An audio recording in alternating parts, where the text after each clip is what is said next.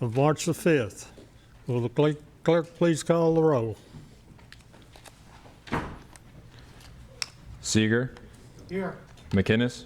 Here. Truxillo. Here. Doherty. Here. Horn. Here.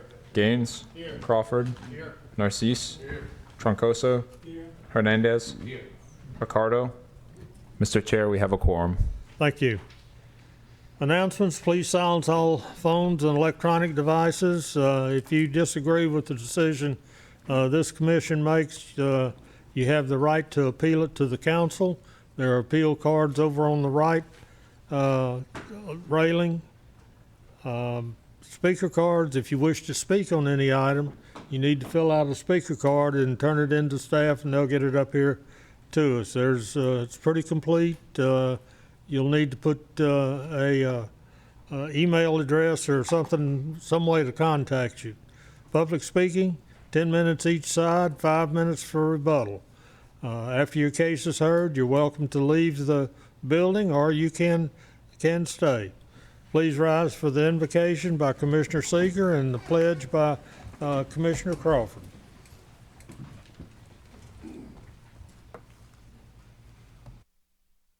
Most gracious Heavenly Father, we thank you for the life you have blessed us with here in St. Tammany Parish. We humbly ask for your blessings on the committee as we strive to do your will. Instill in us the wisdom to serve this parish in a fair and honorable way as we hear the cases presented here tonight.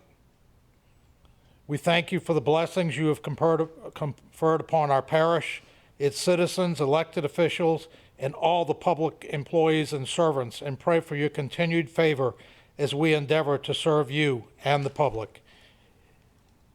Amen.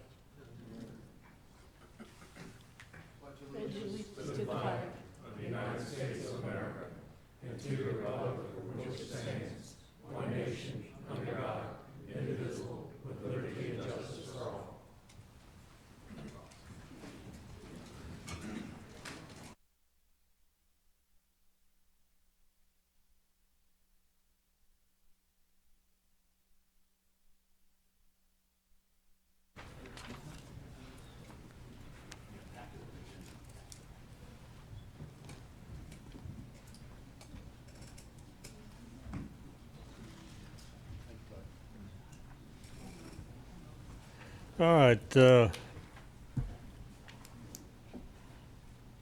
We're not going to have election of officers at this time. The council is not ready to put the commissioners forward who's going to be serving at this time. All right. Approval of the February 6th minutes. Commissioner Crawford. Motion to accept the minutes as written. Motion by Commissioner Crawford to accept the minutes as written. Hang on a minute.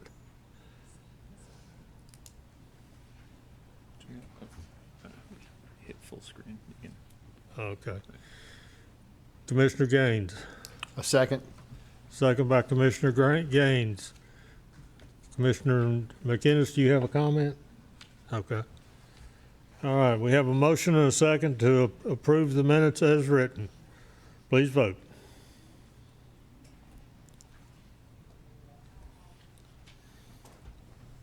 Motion to approve the minutes as written carries.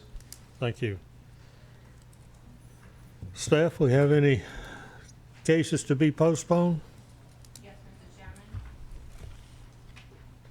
We have a request to postpone. We have a request to postpone the first case on the agenda, 2023-3621 ZC.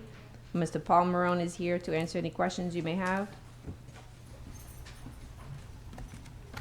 Good evening. Good evening, Mr. Chairman, members of the commission. Paul Marone on behalf of Flick Properties and Mr. Flick. This is the case you'll recall that was filed, but there is a text change that is working its way through the process.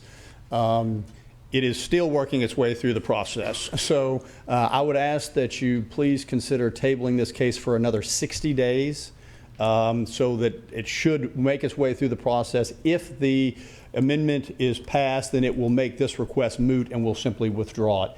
If it is not approved, then we'll come back to you in 60 days with the case at that time. But 30 days won't do it, so I'd ask that you please consider 60 days so we can finish that process up.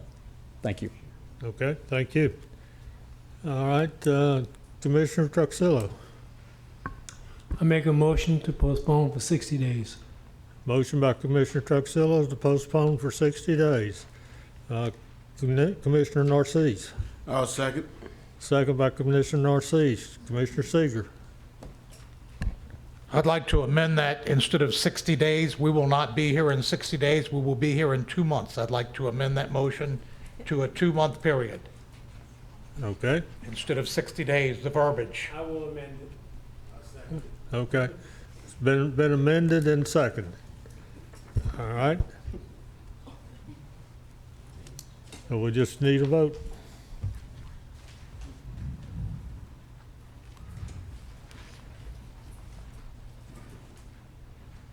Motion to postpone for 2 months carries. Okay, thank you. All right, we have any other, No other request. no other requests? Boy, we're gonna have a long agenda then. All right, item 2, cases 2024-3688-ZC, existing zoning is A4A, single-family residential district, and HC1, highway commercial district. Proposed zoning is NC1, professional office district. Location, parcel located on the west side of Cortana Road, south of Harrison Avenue, Covington, Ward 3, District 2. It's 1.46 acres. The petitioner is Jones Fussell LLP, Jeffrey Shane. Owner is Patricia S. Toledano and Reichert Toledano. It's Council District 2. Staff? The applicant is requesting to rezone the 1.46 acre parcel from A4A and HC1 to NC1 Professional Office District. The objective of the request is to allow for the existing use, which is the law office, to come into compliance with the appropriate zoning. All right, thank you. Good evening. Good evening. Katherine Rickey of the Jones Fussell Law Firm. We're seeking a change in zoning from 1.46 acres on Cortana Road from the existing A4A with some commercial HC1 and HC2A to NC1. This site has been used as Mr. Toledano's law office for approximately 35 years. Accordingly, his use is not only established but has been grandfathered in. It seems there was a mistake during the comprehensive rezoning that happened in 2010, which failed to recognize the current use as NC1. Presumably, it was believed that it was still a personal residence, so it was zoned as A4A, as the structure was a family residence until about 1990. We seek NC1 so that Mr. Toledano can sell the property and maintain its current use as a professional office. The purpose of NC1 is to provide for the location of small professional office near residential development to provide small-scale services to residents of the neighborhood with minimal impacts. As you can see on page 3 of the staff report, this property currently abuts A4A, NC1, HC1, and HC2A. It's situated just behind Highway 190. We believe NC1 is the most appropriate zone for this parcel as it allows for the continued use of a small professional office and continues to provide small-scale services to the surrounding residents. In summary, the property has a 35-year use as NC1, but now needs NC1 zoning to facilitate the use for a potential new owner. Be happy to answer any questions you have. Thank you. All right, thank you. All right, is there anyone in the audience that wishes to speak in favor? Anyone wish to speak against? And we'll close it to the public and bring it back to the commission. Commissioner Crawford. I make a motion to approve. Motion by Commissioner Crawford to approve. Commissioner Truxillo. I second. Second by Commissioner Truxillo. Commissioner Troncoso. No, nothing further, Mr. Chairman. Okay, thank you. All right, we've got a motion and a second. Please vote.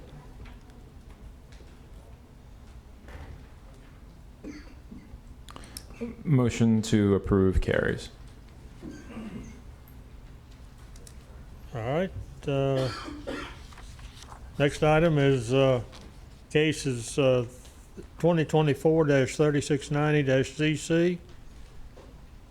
Existing zoning is HC2 Highway Commercial District and NC4 Neighborhood Institutional District. Proposed zoning is A3 Suburban District. Location, parcel located on the northeast corner of US Highway 190, east of Shamrock Road, Slidell, Ward 8, District 13. It's 1.767 acres. The petitioner is Stark of Louisiana INC, Mark Bayham, and the owner is the same. Council District 13. Staff? The applicant is requesting to rezone a 1.767 acre parcel from HC2 and NC4 to A3 Suburban, and the objective of the request is to allow for Stark to build a residence on the property. Okay, thank you. Good evening. You're going to be speaking on behalf of Stark. I will be one of the speakers. I'll introduce our director. Okay. My name is Chris Kaufman. I am the president of Stark's board. I've been with them for 18 years. We just completed our 51st year being a nonprofit in St. Tammany Parish. This particular program to provide a men's group home will only further meeting our mission at Stark. One of our many services that we offer different programs, but this is just one, providing group homes for ladies and men. We have 22 men on a waiting list with disabilities to be placed into a home. So this will help us fulfill that obligation. There's not another nonprofit that does what we do. And we support the recommendation from staff tonight on the rezoning, and thank you for the time to hear me, and I want to introduce our Executive Director, Mark Bayham. Good evening, sir. Hello. Thank you. I'll keep this brief. I know we have a lot on the docket tonight, so I won't try to take up too much of your time. Like Chris said, we provide a lifetime of services for individuals with developmental disabilities. Just celebrated over 50 years. Many services programs, but the one I'm most proud of is our residential services. It's not only what I'm most proud of, it's the biggest need that I see for our families that I deal with every day, who become frantic, wondering what's going to happen to their loved one when they can no longer care for them, or their family can no longer care for them, so they can entrust that care to us through our residential facilities. We currently have 4 residential homes, 1 in Covington, 2 in Mandeville, 1 in Slidell. We purchased 1.76 acres on Shamrock, where we will be looking to build our 5th home for men. It's right across the street from our Slidell campus, so they'll be able to walk right across the street. We won't have to provide transportation, which is a major issue. We're doing the same exact thing in Mandeville with our Mandeville campus. We have 2 homes there where they're able to walk straight across the street. Like I said, it's a meaningful program for our families. We had a meeting with the parish on January the 4th where it was recommended that we might change this zoning to A3. So we took that upon request, and we appreciate your consideration in that. So thank you very much. Thank you. All right. Does anyone wish to speak in favor of this in the audience? All right, I've got a card that wishes to speak against. Aaron Mitchell? That'll be me, sir. Good, thank you. Good evening. Good evening, everyone. My name's Aaron Mitchell. My family been in Slidell since 1942. That's some property that my grandmother had that I purchased, and I made it a home for myself and my family. We all looking to get retired somewhere along the line in our lives, and that's my retirement spot. We got about 10 lots there, and surely I understand that they're doing good for the community, but what I don't want is the drainage back there. It's wetlands right to the right of my property, and to the right side of the acreage that they're talking about, that's wetlands over there. Anytime we have any water that's coming from French Branch, it really backs up. So I'm concerned about drainage that they're going to put back there, and now that I hear there's going to be a bunch of men that's going to be moving in, have concerns for my wife and my children and my nephews that lives on the next street over. Progress is inevitable. It's always going to take place. I just don't want it in my backyard, and what happens if that building happens to close for some reason or another, they have to move it? What are they gonna do with that building? Just like they did the restaurant in the front of my property. It was a restaurant. Now it's a dance studio and a daycare on a private road, so that street is not allocated. On Shamrock, if they put another building there, for some reason or another, if they move it, or if they close, God forbid, because I know we have people that need help, is that gonna be an apartment complex now that I'm gonna have to deal with? Now that I'm retired, I like sitting on my deck in the backyard, getting in my pool, and enjoying my life.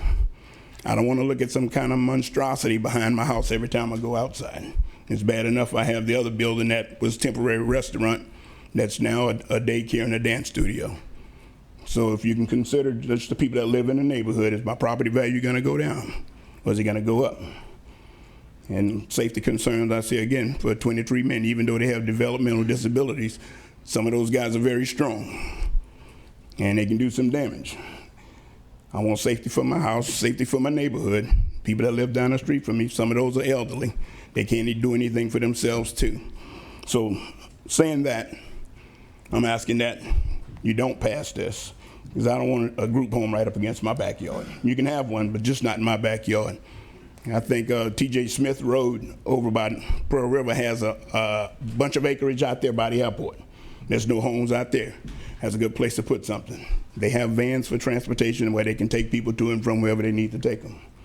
I'm just asking that you would vote no on this matter. Okay, thank you. Ms. Singletary?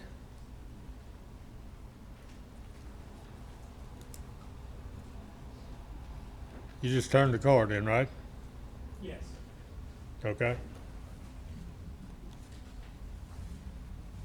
So what my neighbor has said, I too have great concerns about having a group home in my neighborhood, the property value, and having 23 men living there. I have a daughter, and I'm very concerned about that, the safety of that.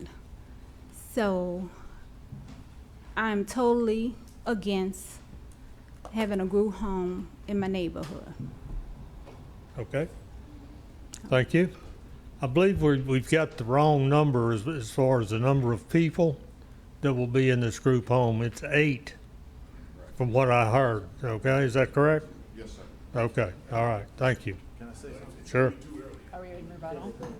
No, we're not. in rebuttal. Praise Jesus. Praise Jesus. I got to clear up some things, but it's eight men that are intellectually or have development disabilities. Stark's mission is to Stark for life. Point of order. What? I'm sorry. Point of order.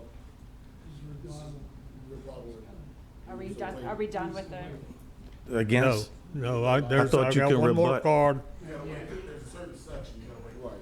I'll take a break. Hate to cut you off. Alan Abrahams. Procedural. Sorry about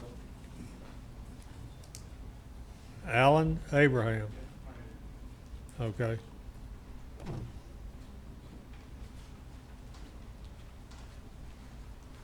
Yep, I'm against that. I mean, to me, it's a little family neighborhood, and kind of keep it as a family thing. I'm against seeing having group home on the corner of somebody's neighborhood. You know, we use that neighborhood, walk up and down the streets and do different things, and I'm just against having extra people there. And I'm pretty much sure that'll bring down the property value. So, and a lot of children get off the bus right there on that same corner. I understand they got a Stark right there where people work at, but working there and living there is two different things. If you live there 24/7, I don't know what goes on behind the after hours of work, is what I'm saying. So I think it's not safe for our family. So. Okay, thank you. Steve DeVerney? See, it says 4. Are we? Oh, you're for. I'm sorry. We're still against right now. All right, anyone else want to speak against? I'll go back to 4. Steve? Are we in rebuttal? No. We just didn't have anybody other than the folks from Stark speak. Good evening. My name's Steve DeVerney. I didn't expect to speak this afternoon, to tell you the truth. I'm proud to say I've been part of Stark for over 30 years. This is our 5th group home. Everywhere we have built a home, we have been an asset to that community. You've never had a complaint. You've never heard anything but good things about Stark, the services they provide, and their impact in our communities. Monstrosity, this house is over $1 million. I'd like to see another house in that neighborhood for $1 million. And I don't want to downgrade anybody else's community, anybody else's house. They're all proud of it. We're proud of our house. And we're proud to be able to provide this service for over 50 years. I'd be glad to. All right, wait a minute, Steve. You need to talk to the commission. I'll stop that. Good, okay. We encourage everybody on this commission to go out and see our facilities on Viola Street. It's been there for over 20 years. Our campus. We have our administrative, our work center, and our recreation center directly across from 2 beautiful homes. These people live there. They love it. As Chris said, we're challenged with the responsibility to provide a lifetime of care for these individuals. Nobody graduates from Stark. You don't move on. We get you when you're a child, and we take care of you until the end.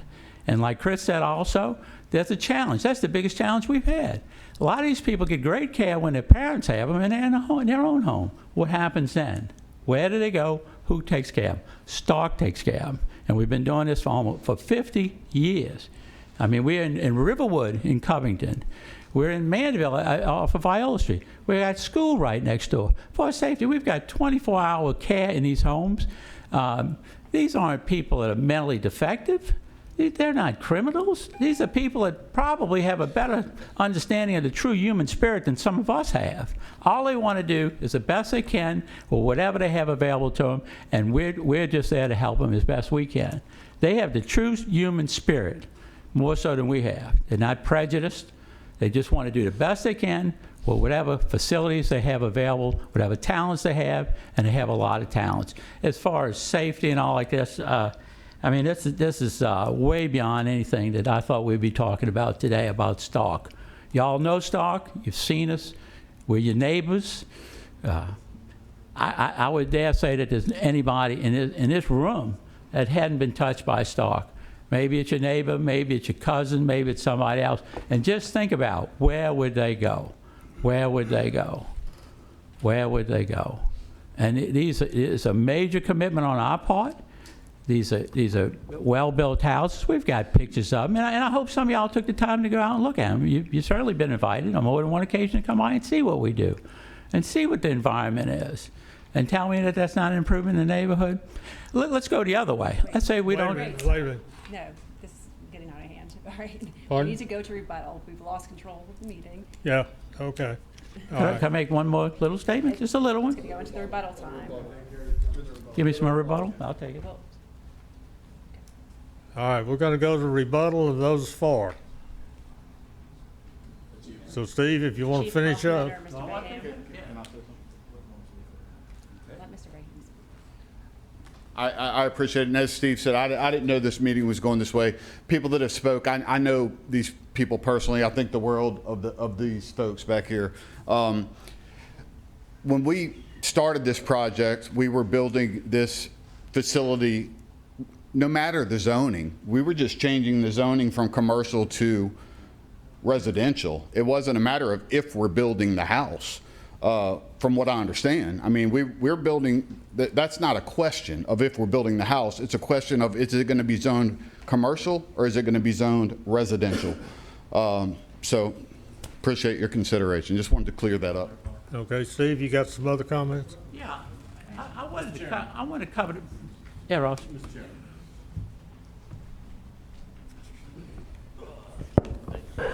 So for clarification, Mr. Baham is correct. This home is allowed in the current zoning of HC. It is also allowed in residential zoning. Residential zoning is more appropriate for this type of facility rather than highway commercial. That's the reason why they're asking for the zoning change. However, again, they're correct, and then yes, it is allowable in both zoning classifications. Just want to bring that to the commission. Okay, thank you. All right. The only comment I had was, is if for some reason we didn't build this house, and we fully intend to do it, what alternative uses are there for that property? It's commercially zoned. Would you rather have commercial in your neighborhood? I don't know. Gentleman mentioned that there was a restaurant, and now it's a dance studio. There's no high quality commercial that's going to be invested in that area. So what I'm saying is, to our way of thinking, the highest and best use, you got 1.76 acres, one house, one 5,000 square foot house that 8 people are going to live in there, that are monitored 24 hours a day with care, who has no traffic, no impact on anything, no schools, no nothing, no transportation back and forth. Those gentlemen are going to live in that the 8 of them are going to live in that house. They can cross the street and enjoy the rest of their lives. And that's all we're asking. That's all we're asking. One house on 1.76 acres. That's it. Okay, thank you. Chief, you got any other comments? No, thank you. Okay. All right, we'll go to the rebuttal for those against.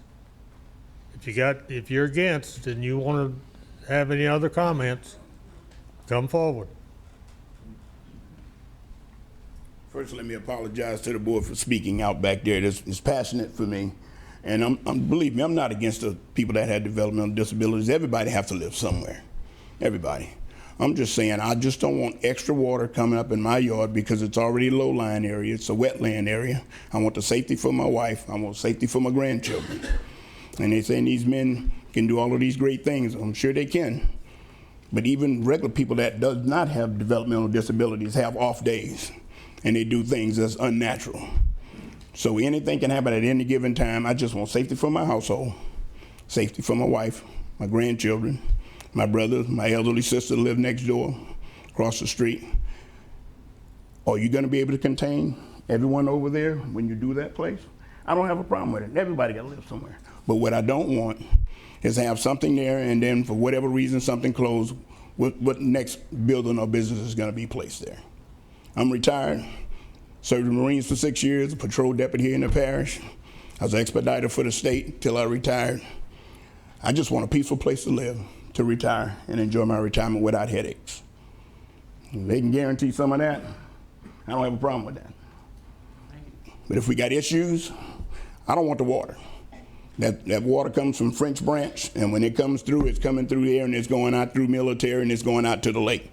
And when we had the last flooding we had, that water came right out of the lake, straight up that same canal, straight up to us.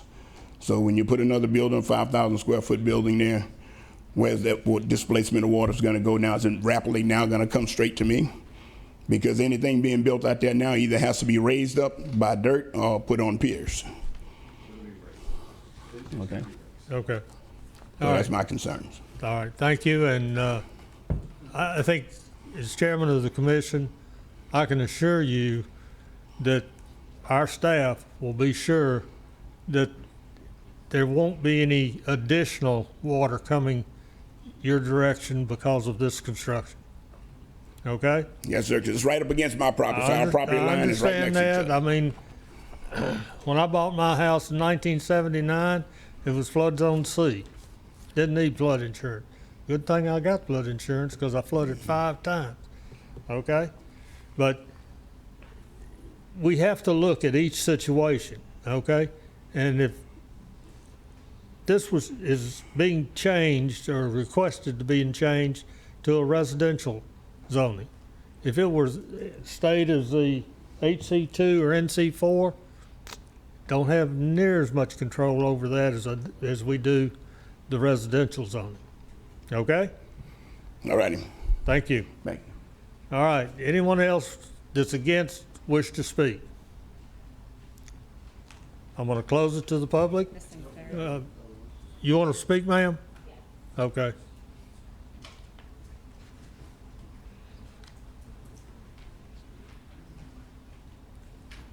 So I'm understanding that this is going to be a residential building. My issue is putting a group home in my property. And of course, is, as I said in the beginning, the safety of it.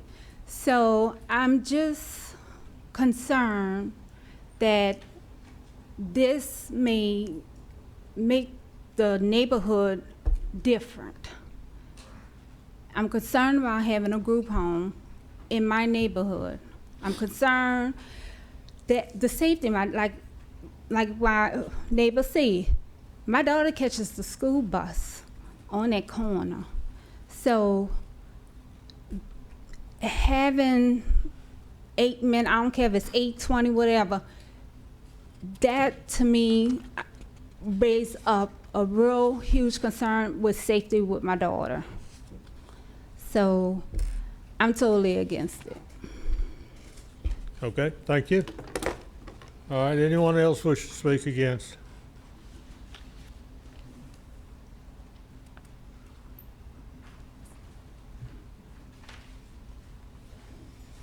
Yep, I understand that people need a place to live and work, but recently, my sister had somebody with some disabilities that lived in her house. And I know it can get out of control when they don't have their medications.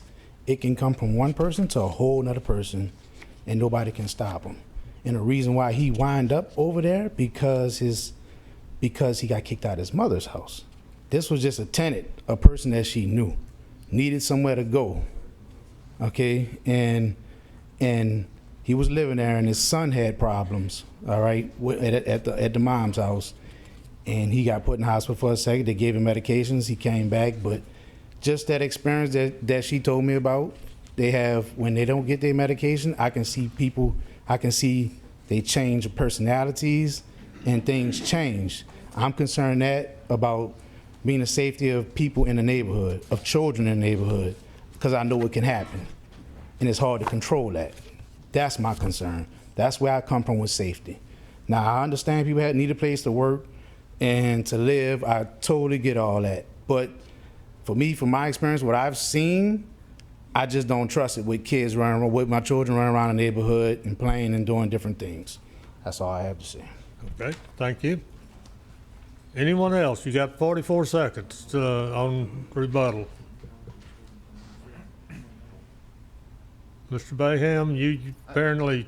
I have one more comment if there's time. If it comes up with questions, if one of the commissioners recognizes them. Okay. If it has to do with the question. I'm sorry. It does. Pardon? Does it have to do with the last speaker? Just, we're going to close the floor, bring it to the commission, and the commission can call Mr. Baham up to Okay, recognize. all right. All right, well, I'm gonna go forward with it, and then one of the commissioners can ask you to come back to the mic, okay? All right, so, we have no other ones speaking against, so I'm gonna close it and go to the commissioners. Commissioner Seeger.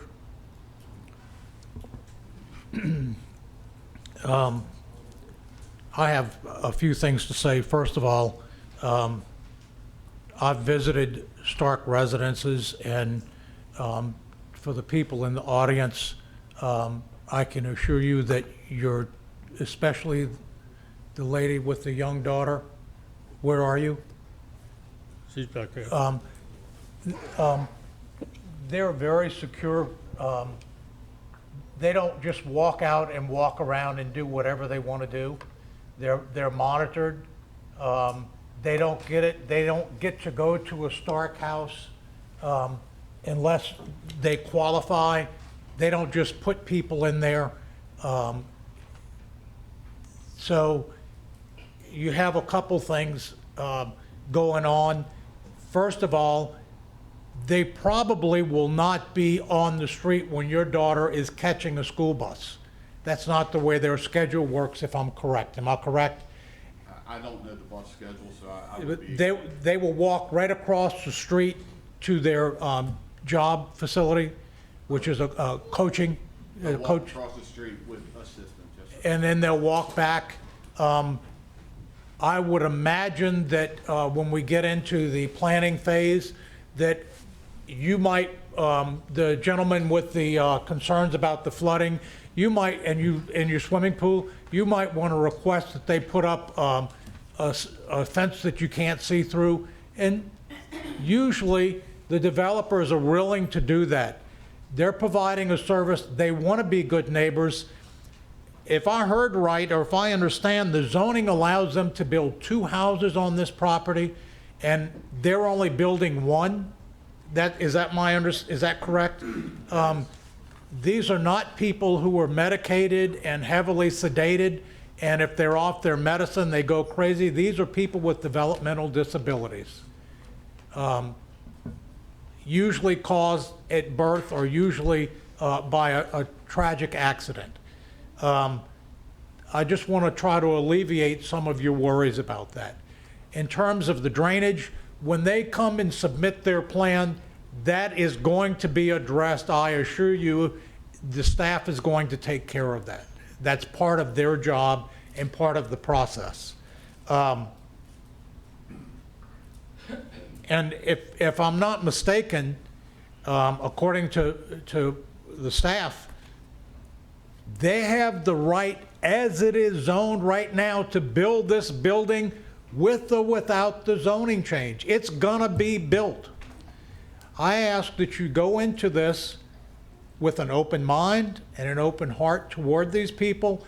If you have concerns, you can talk to any of these people up here. I'm sure, I haven't checked with them, but they'll be glad to talk to you and try to work out any problems or any concerns that you may have. As a special educator for 35 years, I've had a lot of dealings with Stark, and I'm happy to move to approve this zoning change. Okay, we have a motion by Commissioner Seeger to approve the zoning change. Commissioner Gaines. I had a couple of questions, if you could step up to the mic, sir. So there's some concerns about the security and everything. I've actually personally visited a Stark home as well. Do you guys have intentions of putting a fence around the property? No intention of putting a fence around the front of the property, no, sir. Around the rear, like on the back of highway side, correct. We do, yes, sir. And the back. The back, the highway side. So like a privacy fence around the back and the sides sir. and everything. We So do. that would kind of alleviate some of the security concerns.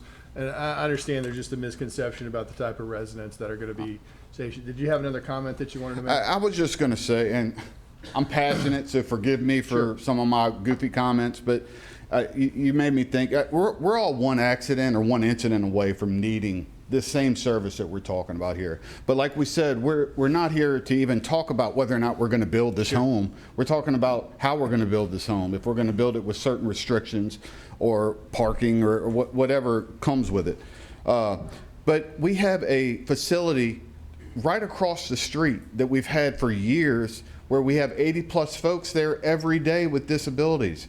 Nobody's children have been harmed or security has been in question. So I understand this will be after hours, but we've still been there. When children are off for 2 weeks for Christmas, we're still there. So we have 80+ folks at a facility right next door every day regardless. So Thank you very the much. house will be raised as well on pylons, so for the flooding issues. Awesome. I'm sorry? We have 2 on Viola right next door to Maroney Elementary, 100 feet away. I had thank you very much. I appreciate that. I had Yes, a sir. question for staff. So what types of buildings could be, that's already zoned HC2 and NC4, what type of buildings could be put in at HC2 area? What type of building? Yeah, so as it's currently zoned as HC2, what kind of facilities could be placed in that area? You could have a small hotel, a used car lot, a restaurant, any type of retail, mini storage. So moving, I just want to make sure everybody understands that moving from an HC2 to a residential prohibits all of those type of structures, correct?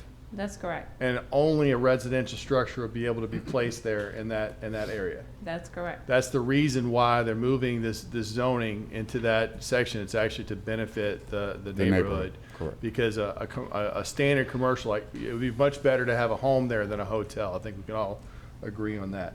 Having made those clarifications, I'll second the motion to approve. Okay, we have a second by Commissioner Gaines. Commissioner Narcisse. I am very, very familiar with Stark. Great organization. I am an administrator in the schools, and I know exactly what Stark does as far as the schools and things of that nature as well. Being in a community that has a problem with group housing, this is not it. If you've seen the news recently, I'm gonna be on the soapbox for a little bit, but Lacombe has a problem with a certain type of group house, and we're fighting that very strongly. This is not that. This is a service provided to people who need it. I'm 100% for this. I understand the trepidation, but once again, being familiar with the organization, understanding that they are going to be 24-hour monitoring and all of that good stuff, and knowing the services that they provide, it's very hard to stand against it. They're going to raise it, and once again, this is not a question of whether or not the house is going to be built. Actually, for this community, they're doing a huge favor, because if they did not go from HC2 and they did close, like the concern was, that could be anything. But now from an H to an A3, it can only be a house. So the house is going to be built regardless, and going to A3 is going to help the community in so many other ways. And I think having a service of that quality is only going to raise the property values more so than diminish it. So. Anything else? Commissioner Truxillo. Sir, you come to the mic, please. I just have two questions. In your dialogue, you mentioned that they'll get up and walk across 190, correct? No, sir, across Shamrock. Okay. I just want to make sure Yep. that if you're going to go across 190, No. you're going to have a crosswalk. Correct. No, Okay. that would be a whole different. Number two, you said you have staff there. How many staff there is it 24 hours? Two. Two staff, 24 hours? Yes, sir. Well, they're not there 24 hours. They come to our day facility during the day, Monday through Friday, but there's two staff. Every now and then, if we're facing a staffing shortage like everyone else in the United States, every now and then we've had to have one staff, but we 95% of the time have two staff there. Okay, thank you. Yes, sir. Thank you. Commissioner Horn. All right. In all fairness, I'd like to call the gentleman up that had concerns about his property, Mr. Mitchell, and I'd like to call the lady up who had concerns about our daughter. And the reason why I'm calling you all up is to find out if you are understanding better what's been said. When you leave here and we make this decision, however the commission makes the decision, sir, do you understand that your property is being protected by them changing from commercial to residence? If they leave, another commercial property can't come in there, like the hotel or the restaurant, it can't come in because it's a home. Right, understood that when he said that, yeah, because you can have any of those sleazy fly-by-night hotel Right. park right there, and I'd be in Right. a worse position than I would be whether they had a home there or not. So that's not gonna happen. And I wanted to make sure that you left here understanding that that's not gonna happen. Do you also understand that regardless of what decision this commission makes tonight, they can still build? The bad side of that of it is if they build right now you have that other problem that you didn't want. So it would be in your best interest to go with this, because if they leave or whatever, another business could come in and do whatever they want because it's already zoned. Right, commercial. The way you don't want it. Right. So you want it changed. Ma'am, the individuals that attend this facility, or that are gonna be living in this facility, they're already across the street from you. So they're not new people coming in. They already servicing. Have you had any issues? No, I hadn't had any issues, but my argument with this is it's a group home. And I understand, not to cut you off, when we say group home, we think a certain way. It's a group home, that it's a rehabilitation center of some sort. This is not that. It's not that. It's for disabled people. And it's not mentally disabled, it's for disabled, physical disabled people. There's nothing wrong with their brain. There's either an accident or deformity. And they're already there, so they haven't caused a problem yet. And they're not going to be new people coming in causing a problem. And we just want to make sure that it's transparent in how the decision is being made. If we don't make the decision, you have the commercial side. You don't know what you're going to get later. So this is kind of protecting your neighborhood more than it's hurting. And just wanted to make sure that you guys left here, if the decision is made in favor, it's helping. If it's made against, you're going to be in the same vulnerability that you would have been before you got here. Okay? I understand the part about the hotels. Yeah, anything can come up there other than that. So rather having a home there instead of having a hotel there, I'll be better off that. It'll just be a house. Privacy fence, please, sir. Yeah, and it's permanent housing. Group home is people moving. Yes, that's the other thing. Group home is a rotating revolving door. You're not going to have that in this facility. All right. I just like to have a little privacy. If I want to sit on my deck out there, my grandkids and play, I just need privacy. And we want y'all to understand another thing. The purpose of this commission, we're here to fight for the best side. It's not the business side. It's not the residential side. It's the best outcome. And with something like this, it is going to protect your community. Because if we decide, because I can't speak for the rest of the commission, if we decide to move in the residential side, you'll definitely be in a better position than now. If we don't, who knows what you're going to get. I understand. All right. All right, we've had all the comments by the commissioners, and I think we're ready to vote. Please vote.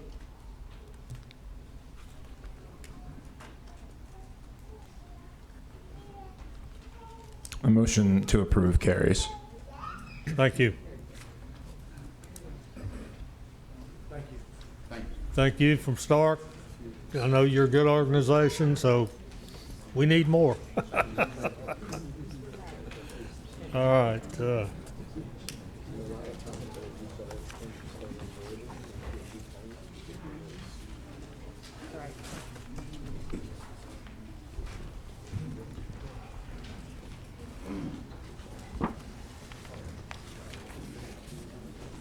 All right, the next item on the agenda is item 4. It's case 2024-3691.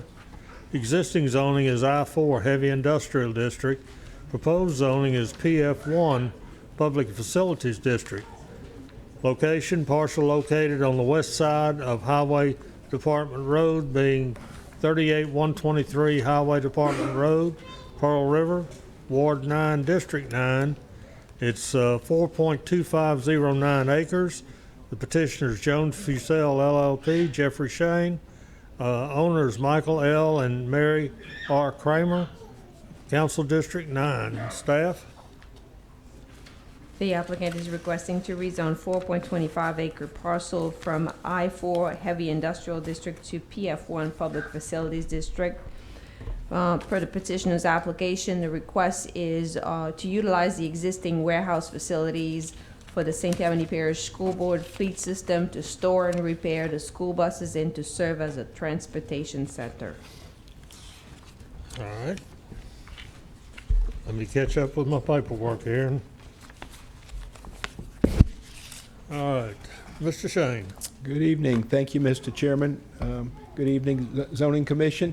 My name's Jeff Shane. I'm with the Jones Fussell Law Firm at P.O. Box 1810 in Covington, and I have the pleasure of representing the St. Tammany Parish School Board in connection with its hope of purchasing the property that's the subject of the case this evening. This property is located, as you can see in your staff report, on Highway Transportation Road. It is in the middle of a I-4 congregated developed area.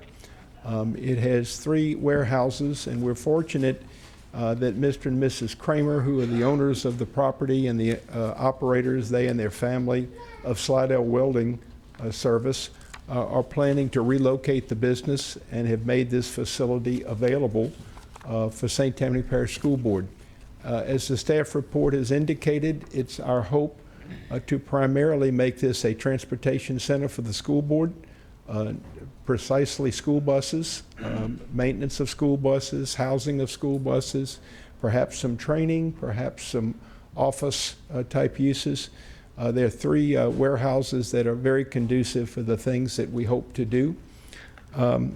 This is in Councilman Kugel's district, and I think you would be interested to know that on January 19th, we had the school board member in that area, the district member, Dr. Peterson, Councilman Kugel, myself, and also Cameron Tipton, who's with me this evening. She is the construction supervisor for the school board. Tour the facility so we could take a look at what's there and what we hope to do. And we don't think that, quite frankly, we could find a better location. There should not be impacts that would be any greater than the impacts of the current facility, and there appear to be really no impacts as it relates to the surrounding properties. So I think rather than rambling on, I would ask that you consider making the recommendation for the change of zone as requested. I'd be interested to see if there are others here that have comments this evening. If not, any of you that have questions or concerns, I'll be glad to address them during rebuttal. Thank you. Okay, thank you, Mr. Shea. Anyone in the audience wish to speak in favor of this item? Anyone wish to speak against? Seeing no one, I'm going to close it to the public and bring it back to the commission. Commissioner Crawford. I'm familiar with this area, and I agree with you, Mr. Shane. I think that's a perfect place for this facility, so I'll make a motion to approve. Motion by Commissioner Crawford to approve. Commissioner Truxillo. I agree with Commissioner Crawford, and I second it. Second by Commissioner Truxillo. There's no other commissioners on the board, so please vote.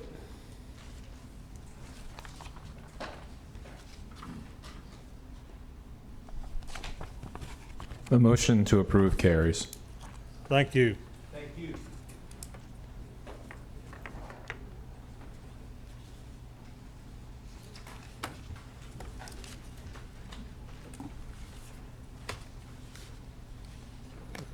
Hang on just a minute, let me catch back up here. All right, the next item is item 5. The case number is 2024-3693-ZC. Existing zoning is A2 Suburban District. Proposed zoning is CBF 1 Community-Based Facility District. Parcel located on the west side of Louisiana Highway 1085 east of Bedico Boulevard and west of Peters Road, Madisonville, Ward 1, District 4. It's 43.68 acres. Jones Fusel LLP, Paul Marone is a petitioner. The owner is Peters Family Trust, Michael L. Charlatan, and Elizabeth Suzanne Peter, and and one other one is Philip Michael Peter and Andre Shalaron, Council District 4. Staff? The applicant is requesting to rezone a 43.68 acre parcel from A2 Suburban to CBF1 Community-Based Facilities District. And the objective of the request is to allow for the construction of a church on the property. Okay. Mr. Marone. Evening, Mr. Chairman, members of the Commission. Paul Marone on behalf of the Queen of the Most Holy Rosary Foundation, which is the group that is looking to have the property rezoned. This property, which is 43.6 acres, is located along Highway 1085. It's on the west or north side. The road kind of turns in this area of 1085. As Ms. Lambert noted, the current zoning is A2 residential, and we're requesting CBF1, the Community-Based Facility District. Our intended use is for a Catholic church, a relatively small congregation, maximum of approximately 500 parishioners. We would have a parish hall on the property, as well as a religious schooling facility. Now, I want to be clear about what I mean when I say a religious schooling facility, because I know that is a point of concern for a lot of people. When you hear a Catholic church and when you hear a school, oftentimes we think of St. Peter's, we think of Our Lady of the Lake, we think of Mary, Queen of Peace. That is not what we're talking about here. We are talking about a small facility for the parishioners, probably no more at maximum than 50 students. It would be generally homeschoolers, and it would be for religious education. This is not an archdiocesan facility. It is under the Archbishop, but it is not owned by the Archdiocese, and it is not operated directly by the Archdiocese. So it is different in that it is not like Mary Queen of Peace. It is not like St. Peter's. It is not like Our Lady of the Lake. It is more like you would see at a Jesuit facility, a Christian Brothers facility, or something along those lines. Currently, the congregation meets in Lacombe, and they're looking for a new location to have a better facility. And they've chosen this property for that use. I'd ask for the parishioners that were able to attend this evening to please stand up. Obviously, there is a very strong feeling of support for this, for their congregation, and looking for a new home here in West St. Tammany Parish. As far as our zoning, we're asking for the CBF1. Now, what is the CBF1? It's one of the zones that you don't hear very much, but it's the Community-Based Facilities District, and its intent is to provide a location for uses appropriate in close proximity to residential districts. So uses appropriate in close proximity to residential districts. That is the stated language in the code. Some of the permitted uses: churches, religious education facilities, and religious institutions. That's precisely what we're proposing. Other than that, the zoning is relatively narrow. It doesn't have the HC2 type of uses. It's a relatively narrow zone, and it fits perfectly for what we're proposing. I would also point out that if you think about the churches in and around St. Tammany Parish, you will see that most of those churches are in or close to residential areas. Now, certainly there are some exceptions in the larger churches, which this is not. So, we have Christ the King, we have First Baptist, very, very large facilities, right? That's not what this is. This is a much smaller congregation and use. And when we look at those type churches around St. Tammany Parish, they are embedded in the fabric of our residential communities. And so we think it's a good fit.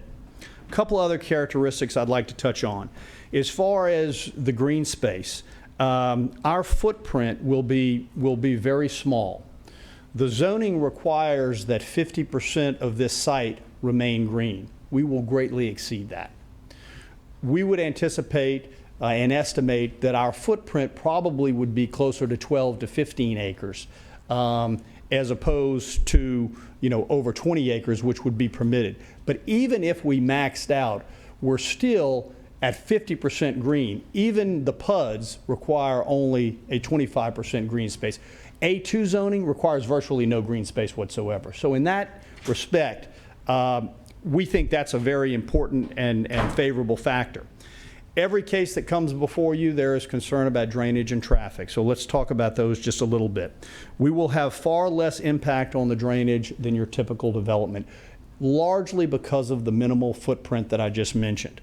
The vast majority will remain green on this site. There is required a 50-foot buffer off of the top of the bank of the Beatico Creek. We will far exceed that. We will not be anywhere near the Beatico Creek. The parish requires us, before we can get a building permit, to have a hydrological study and a drainage plan, which we will do. We will have to demonstrate that we can retain our water and reduce the runoff from its pre-development condition to the after. We have more than enough ground to do that, to do it well, and to exceed those requirements, which we intend to do. With regards to traffic, I would submit to you that our use is much less impactful from a traffic standpoint than your typical development. If we developed at A2, you would have roughly 40 homes on there. This site will produce much less traffic than that development would. First, our traffic is off-peak, right? We're not 8 a.m. in the morning and 5 o'clock in the afternoon. That's first. Very low traffic generator. Largely, our uses will be on Sundays, which is obviously off-peak. We will have to get a driveway permit approved by the parish and the state, since this is a state highway.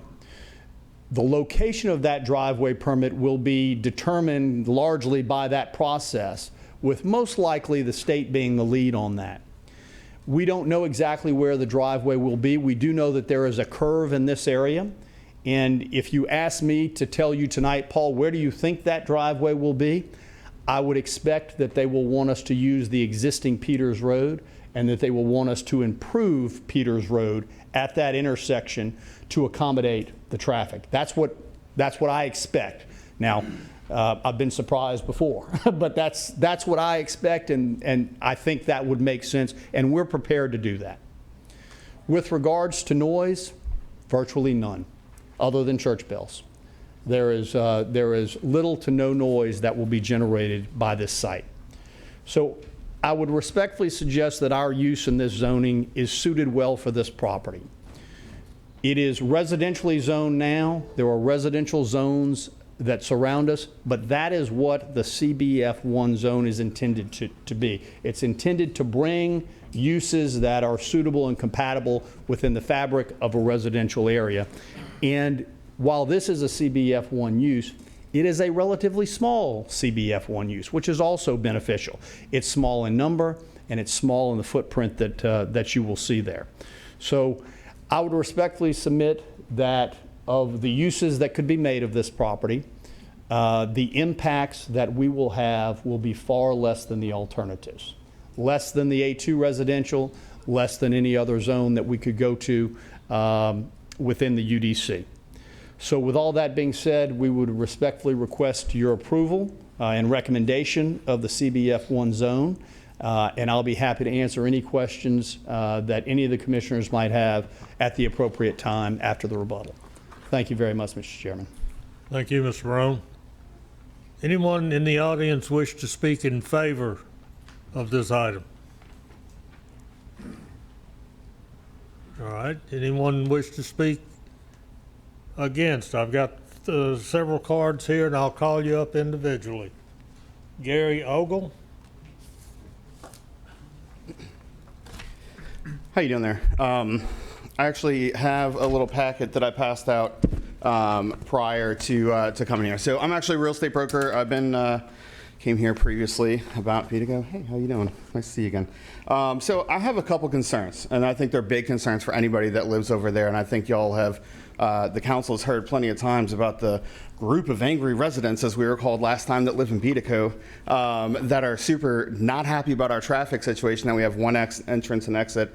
You're talking about a neighborhood that's comprised of, I think the final plan is 940 something houses. And I think we're reminded that the average household has something like 2.4 cars per house. So you've already got 1,800 cars coming in and out from a neighborhood that's right next to it. And then we're talking about, and I love y'all for coming here and supporting your church. It's great, but that shows that it's a growing congregation, right? They want a larger facility, they want a better facility, and they want to put it smack dab on a 2-lane highway with a 1,600 cars, 900 plus home neighborhood right next to it with one entrance and exit, which is literally right next to it. That's a recipe for disaster. So I want to throw out a couple things. It's just a listing right here for the purchase. I also included, the next one is actually how close that will be to Beatico right here. I think it's a good representation of where it is next to our neighborhood. It's smack dab right next to it, right? It's an issue. Next thing I want to point out is I printed out the Google Maps. I think this is interesting to point out how we get home and how we get to the interstate, right? So we're talking about traffic and traffic studies and how this is going to impact us. A school, you're talking about a small school. I mean, for now, right? What guarantee do we have that it's not going to become a larger school? We already have Archbishop Hamden right at the traffic circle. So let me explain it. We leave from I-12. We come down by the Rouse's Circle. From there, we have Archbishop Hamden, so we have to contend with their school traffic in the morning and the afternoons, also with the church traffic in the Sundays, and a large Coquille Park that's right next to it that has a ton of traffic associated with it as well. 2-lane road, completely the whole way. One traffic circle, no lights. Continue on a 2-lane road where we pass other neighborhoods, smaller things, whatever. A FedEx facility on the way, by the way, a large FedEx facility, which is full of trucks that come in and out. 2-lane road, right? And then all the way down to where our neighborhood is, passing small houses and stuff like that, right? Neighborhoods, nothing big. So we want to put a church that's going to have 500 plus people in there at least once a week, plus all their kids coming in and out of school, to further congest a 2-lane road with no traffic study so far, by the way. The other thing, next thing I want to point out, I did find there are 5 other more probably better spots to put this just in Madisonville that are not located on a 2-lane road with a huge development right next to it. And that's just from my small search on the MLS, and I didn't even hit the Louisiana commercial database, which also includes a ton of other opportunities for vacant land, which would be zoned in appropriate zoning, most likely somewhere between Lacombe and Madisonville. I mean, it's a large area. I only looked at Madisonville, found 5 that were of the appropriate size. Last thing I want to point out, and this comes directly from the realist tax, this comes from the MLS. The average home price in that area is $403,416. What does that matter, right? Let's say on the low end, those are turned into houses at about 4 houses per acre, right? About 160 houses. And I put the breakdowns from True Law Title Attorney for tax revenue that we're going to lose as a parish to not widen that road or put the infrastructure that we need by having a tax-exempt church there. That's $557,180.80 of potential tax revenue that we will not be able to capture in St. Tammany. That's only parish taxes. If we were to take that single-family area and turn it into a church. Doesn't seem to be fighting for, like you said, the right side or the right people, the residents that live there. We're going to further exacerbate our traffic. You're going to not let us have the tax revenue in our area to improve our roads and all that, all for a church that's based in Lacombe. There's got to be other options. So that's pretty much it. I think that before we can entertain any of this, it needs to not be a 2-lane road. We need to have the church or whoever is wanting to purchase this entity pay for a traffic study, pay for widening the road, and actually fix the infrastructure if they want to put it there, or choose a more appropriate site that has the infrastructure and the driving and not all the congestion that we already have. Thanks. Okay, thank you. Randy Lowen? Lowen. Oh, hello, thank you. I'm Randy Lowen. Thank you, Mr. Chairman and Council, for giving us a chance to talk. We live right across the street from Peters Road. This is a totally residential area, with the exception of a new fire station that might go in there. Our property is on 12 acres. Most of the houses out here are on large lots. The big problem, I think, are 2. We love the church. If it were going to be a small church, and that's all it was, that might be an easy decision if you improve the road. But this is 43 acres. It's not like we know what's going to be down the road. And if the church could give us some guarantees, they wouldn't do things that would increase the traffic right there. That would be an easier decision. But the problem is 43 acres in a residential area on a road that I live on that I've seen numerous accidents. Mail trucks rear-ended. They stop to deliver the mail right there, and they're rear-ended. I've seen the garbage truck that comes down Peters Road. He blocks both lanes and backs down Peters Road, and there's a curve right there that people come around. The speed limit is 55, but they're probably well over 65. I see them coming there all the time. It's dangerous just to go out and get the mail. So the problem is that even if we do have a church, which we love the church, but what we're going to do, if we already improve that road and we kick the can to someone else that they don't fix, then we're going to have some folks that go to church and they're going to meet Jesus prematurely because they're going to get in a wreck. And I've seen numerous accidents. At rush hour, traffic builds up a mile both ways on rush hour. You just see it backing up. The problem is that this is a state highway. And when you ask the state to improve it or slow down the traffic, their response, they've told me this, is, hey, the parish keeps approving these new developments. They're throwing traffic on the road. Let them fix it. So if you're not willing to fix it, then they're not, apparently. And we're going to have numerous accidents out there. Love the church, not against it. It's just not the right location for our church with 43 acres. If it was 5 acres, 10 acres, maybe that's all. And I agree with Mr. Marone. If that's all they did, it might be a great location. There's just no guarantees of that. And that's the worry. If we could build some of those guarantees in and build some of those traffic safety issues in, then I think the residents might be more amenable to having that there in the area.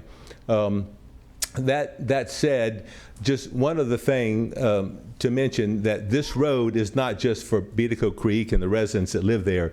We're getting people that come from Ponchatoula, all the residents that are new on Highway 22, the DSLD improvements. They just scream up and down this road all day long, and it's commercial traffic, it's garbage trucks, concrete trucks, you name it. So that's the concern. I think for the church, if they look, they could find a safer location.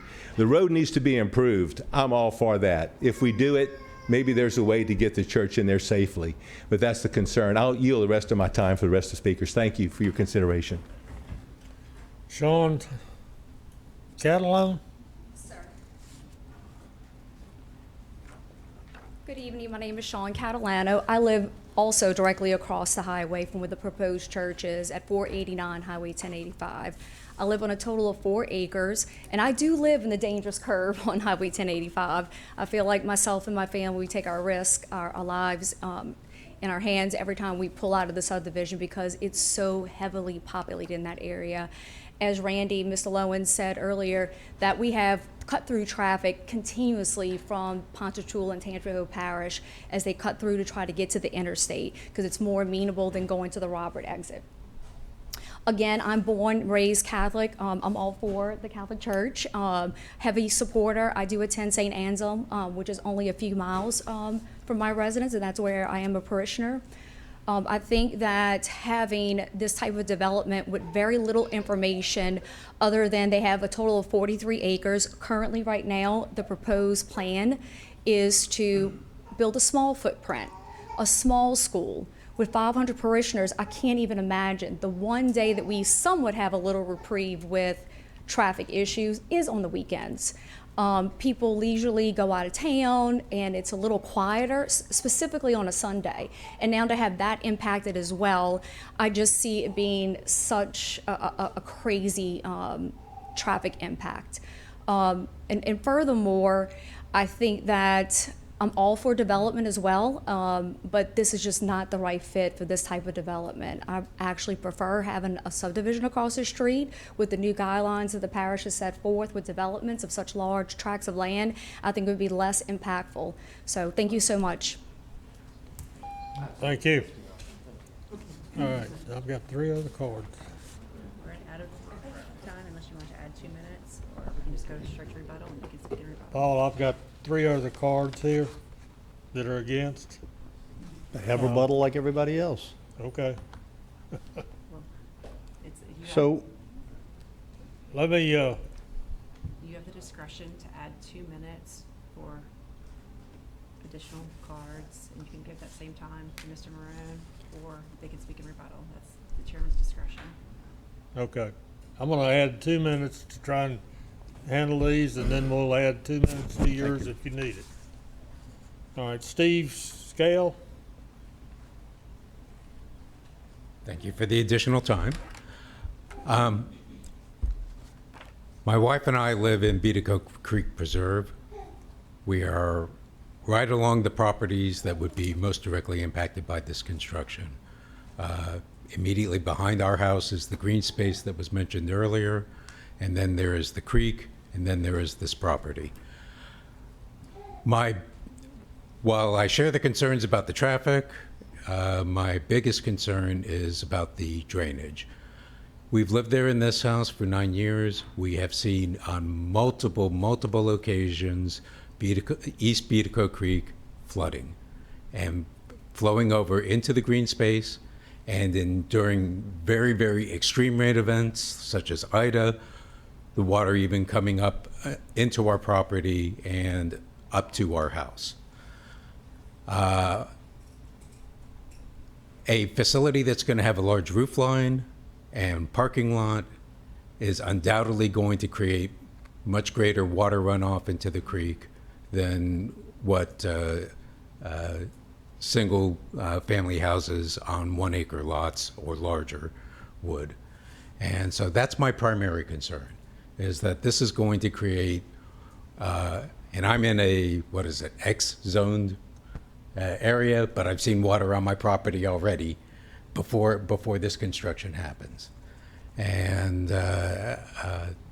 this is just my biggest concern. Again, I share the concerns about the traffic along 1085, and we're also concerned about the loss of trees in the area, which is certainly something that is beneficial to our property value, is having the trees. Thank you for your time. All right, I've got 2 other cards here, and we've heard from most of those, and generally it's been about the same thing. Bill Schenk? What are we doing? We're going to rebuttal? They're out of the 2-minute time. Yeah, we can Well, go. then let's go to Mr. Maroon, and then we'll go to their rebuttals to keep this clear. Okay.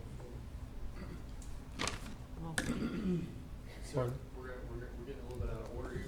Oh. So we're going to go to the rebuttal time. Okay. We're going to give you a chance to talk. You'll be able to speak. Okay, During no problem. rebuttal time. Mr. Maroon, you need to let Mr. Maroon have his rebuttal, and then we'll come back, Okay. finish those Paul? calls and their rebuttal. Rebuttal.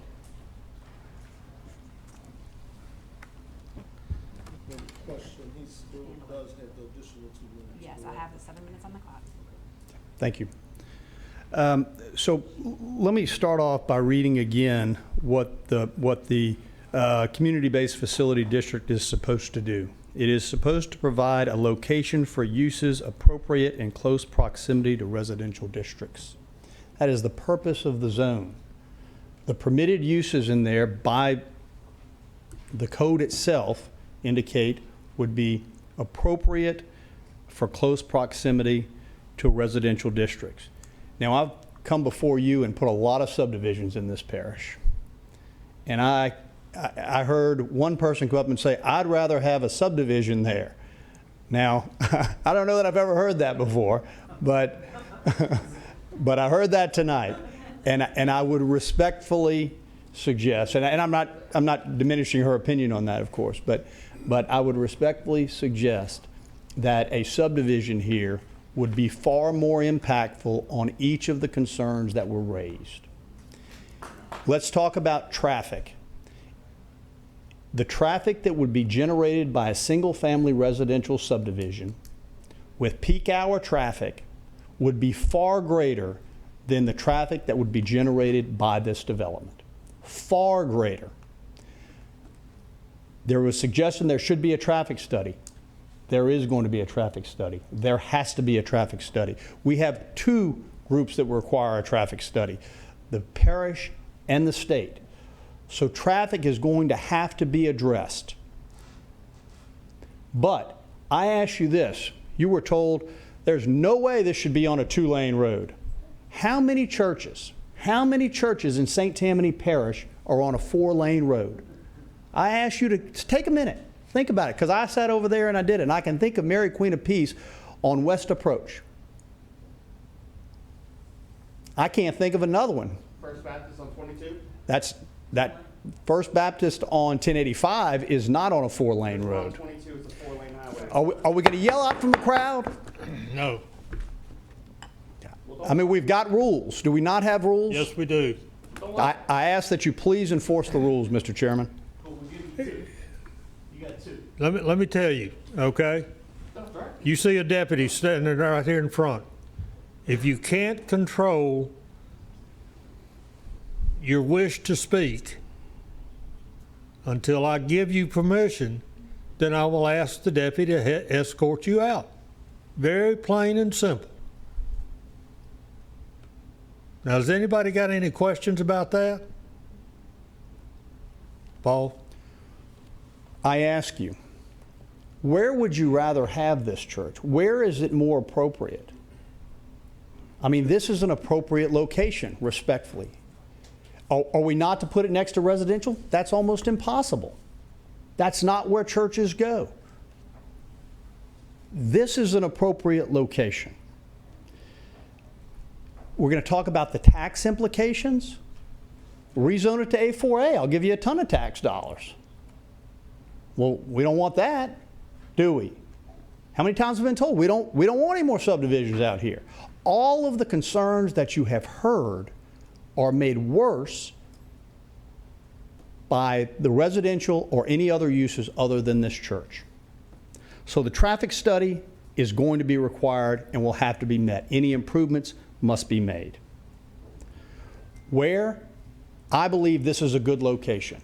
I understand the concern of the gentleman about the drainage and the creek. I'm well aware of what that creek does in major rains. And that is one of the reasons that we feel that this is a suitable site, because we know we will have ample ground within the site to, one, stay away from the creek, to protect and preserve the creek, and two, to make sure we meet or exceed all of your drainage requirements. As I said, there's a required buffer off of that creek already. We will vastly exceed that buffer. We will be well outside of that buffer to make sure that we are sensitive to not only the flooding or potential flooding on our site or drainage on our site, but onto our neighbors. I mentioned to you before 500 parishioners. That is a maximum that we hope to grow to. We are 150 parishioners today. We are not a parish of 500. But to be clear, transparent, and to let you know where we hope to go, that's where the 500 number comes from. So let's be clear about that. You know, I would say that about 80 to 90% of what you heard was traffic. You heard a little bit about drainage, but you heard about traffic.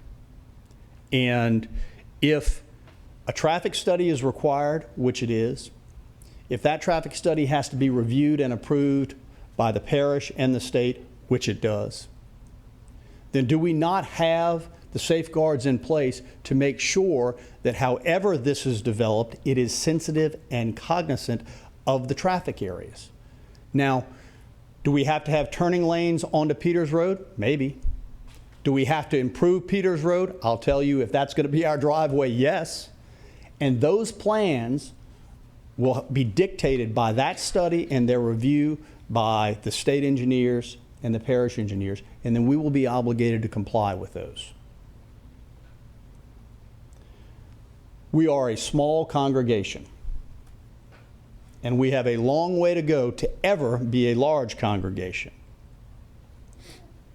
So what we've laid out for you tonight is what we hope to grow to, what we hope to be able to achieve. But even at those growth rates, we are still a very small congregation with a very small footprint that will be less impactful on this site and all of our neighbors than an A2 subdivision, an A4 subdivision, or any other development that could go there. On almost all days of the week, there will be little to no activity. Negligible, non-noticeable. Yes, on Sunday, we're going to have church. They're going to have church. They're going to have church on Sunday. But is that going to result in a horrible traffic problem on Highway 1085? The traffic study will tell us, but I do not believe that it will. I believe that that is a fear that is not well-founded. This 43 acres, if developed in the manner in which we're asking under your CBF1 zone, will have far less impact on that roadway than anything else that's going on out there. And I ask you to please consider that as you make your decision tonight. This is a reasonable and appropriate place for this zone, which is intended to be part of a residential fabric. I urge you to consider approving the request and making a favorable recommendation. Thank you. Remind them that it's 5 minutes for the whole group. And Okay. Start with the cards you haven't called yet. Yeah. To be mindful, but the whole group. Okay. Mr. Marone did use the 7 minutes, okay? And I've got, Do 5 minutes for the other side. yeah, I've got 5 minutes for the other side. I got one card left. Okay, the other individual, I don't think I No, can that see. one we just That was Called him, but he didn't get the chance to speak. Bill Shank. You spoke, right? No. Okay. All right. You're up now. Yeah, the whole group has 5 minutes. Yeah. I had turned in a card too. We have one more. Got Judy Lee. Just be mindful of the time. It's Oh, sure. divided. Mine will be quick. Mine is Bill Schneck. I live on 108 Peters Road. I'm not either for or against, really. Something's going to go. I wish nothing would go there, but I probably would prefer the church myself. My concern is Peters Road. Peters Road is a kind of a photo op for a lot of people that come down. It's just lined with oak trees. When we have two people that come down that road, we have to get off the road, and you're right up against the oak trees. So I don't know how. The only thing I objected to was he said they may put him down Peters Road, and I would hope that they would not go down Peters Road, because even if they improved it, it's just going to change the whole character of the whole road. There's only 2 houses down there, 3 houses. I'm another gentleman here, and but like I say, that's my only concern here is the Peters Road, if it's just going to be totally destroyed from what it looks like now, just to accommodate the traffic for a church of a lot of people potentially. So that's it. Okay, thank you. All right, Judy Lee. Again, thank you for allowing us to come here tonight. I'm a little nervous about it. I live in Beatico, and my particular lot backs right up to the green space and then the creek. So I know when we were talking about a roadway, we're talking about something that is also on a waterway. And then when it backs up now, when we have rainfalls, it doesn't have to even be a hurricane or a storm, it has come past the buffer, onto the green space, onto my property. People have also floated on kayaks back there. The water is so high that it floods on that side. So it's going to be the same problem if they put more cement or a blockage, or, that has less space. It's going to make the runoff even, worse. And I know we read things about what a CBF is, but according to what, and I don't know all my limited knowledge, in A2 is single-family residential on multi-acre lots. So the 42 acres that they would have, even if it would be developed, I'm thinking according to what's here, it's multi-acres per lot, and it should be preserved in a low-density area. So if you come back and you look at how the property is, it's a very residential, very tree area, and I just think something that's going to be this impactful is going to change the whole look of it, as well as already mentioned, the traffic that goes along as well. So thank you. All right, thank you. You got 2 minutes and 33 seconds if somebody else wants to speak. Randy Lowen again, just to address a few things that Mr. Moran said. The church, I'm sure, will have funerals, weddings, probably have some school functions there. They mentioned that, some Bible school, homeschooling, which are great, but again, that's all traffic. There's a rec center that I've heard that's going to be there. So that's all traffic at different times, not just on Sunday. So those are the concerns. And the biggest thing, again, it's in a curve. And when you come around that curve to get to Peters Road, my driveway is right across it. And if I was standing in the road or had 2 or 3 cars waiting to turn into Peters Road, they're rear-ended. There's not going to be time to stop. So if you approve this and say, well, we hope a road study solves that, you've kicked the can down the road, because there's no guarantee that's going to solve it. The road should come first, then this should be approved if it's ever going to be. Also, just to mention, I remember when First Baptist Covington was probably less than 500 members, and they were downtown Covington. They're now in the corner of 22, and they probably don't have much more than 40 acres if they do, and you know the size of that, and the traffic that goes there. Officers have to go out and direct traffic. So that's where this could be heading. That's the concern against, again, we love Jesus, love the church. It's just that this isn't the right location for it without some additional concern on traffic. Thank you. All right, you got 1 minute and 6 seconds. And I'll stay brief, and I will apologize for outbursting. But I will say a couple things. We're talking about appropriateness of where it is. I mean, currently the church is smaller, I guess, and going to grow, but they have aspirations to grow. It's currently in Lacombe, and it has parishioners that are in Lacombe, which is 45 minutes away from the site that they're planning to go to. So they're certainly going to increase traffic coming to and from. It's not people that live around the site. It's people, the church is in Lacombe. It's 45 minutes away. I think a more appropriate site would be in Lacombe, where the parishioners live and are used to worshiping currently. And I'm sure there are other big swaths of acreage that aren't so close to as many homes, out there that they can find. So. All right.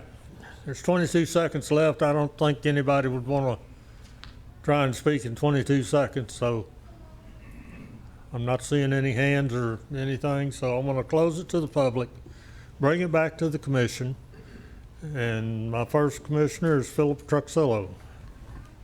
Hey, Paul. Yes. How you doing, sir? Good. Been a long day. Yes, sir. I have a few concerns. Yes. That I need to express to you. Mm-hmm. Again, I like churches. I like community faith-based and everything, but the concerns I have at this location, okay, the big curve, and depending what time of day it is, if you're coming from 22 to I-12 in the morning, the sun's dead in your face at that curve. And conversely, in the afternoon, when you're coming from I-12 to 22, the sun's in your face. Okay, so you can't see anything. My other concern is Peters Road. It's a shell road. I mean, how far down Peters Road is, if you have to estimate this driveway would be for you?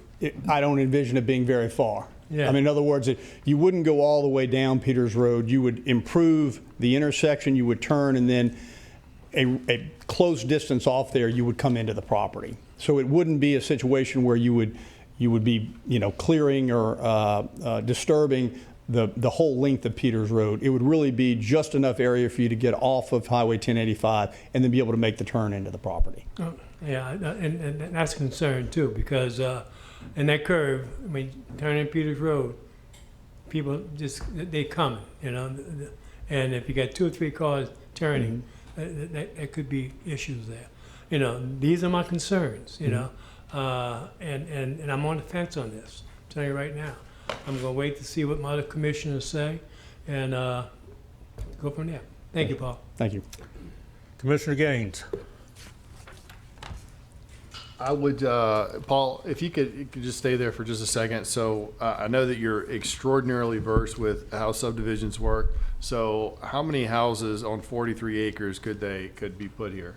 In the existing zoning, probably upper 30s to maybe the maximum of 40, roughly. And then the usage that you guys are planning on putting or proposing to put in, you can only use, so you have to reserve 20-something acres aside as green space. Is that what I'm understanding that correctly? Yeah, the code, and staff can correct me if I'm wrong, but the code under CBF1 requires 50% of the property to be green, basically. And how much are y'all going to reserve? The minimum is 50, but how much? More than that. More than that. Like I said, we anticipate that our footprint would be closer to 12 or 15 acres, so I'm not sure what those numbers come out to be, but it's significantly more than 50%. I can't see how that would have more of an impact than a subdivision going there. I think this is an appropriate use of that land. I mean, it's going to be used for something. It's either going to be as a subdivision or something related to a subdivision like this purpose is declared for. So having said that,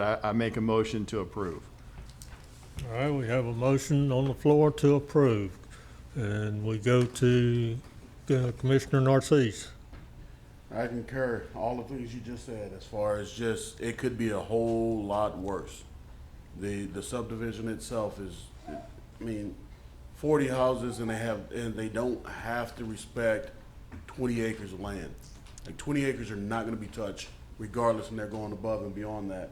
I look at churches that are in the middle of in the middle of the subdivision, like Briar Lake in Lacombe has St. John of the Cross. That is a perfect example of a community church that's tucked right next to or inside of a subdivision. I second the motion. All right, we've got a second on the motion on the floor. Commissioner McInnes. Yes, I wanted to ask, I'm not sure, I might ask my fellow Commissioner Truxillo, did not the entrance to Beatico Creek Preserve flood a lot? There's been an issue with residents being sort of trapped in or out. There's been no discussion of that. So I looked up just the general information, the ecological information I could dig up, and it didn't really show this 40 acres as being of the wettest category of soils. Of course, you have to do a wetland delineation, but we certainly wouldn't want to aggravate. And there was a talk about an alternative entrance for emergencies. Was that Peters Road? No. No? CC Road. Oh, no, I thought it was off of 1085. No? Okay, well, that's one issue, but I would say in general, it seems to me, that issue aside, that this could be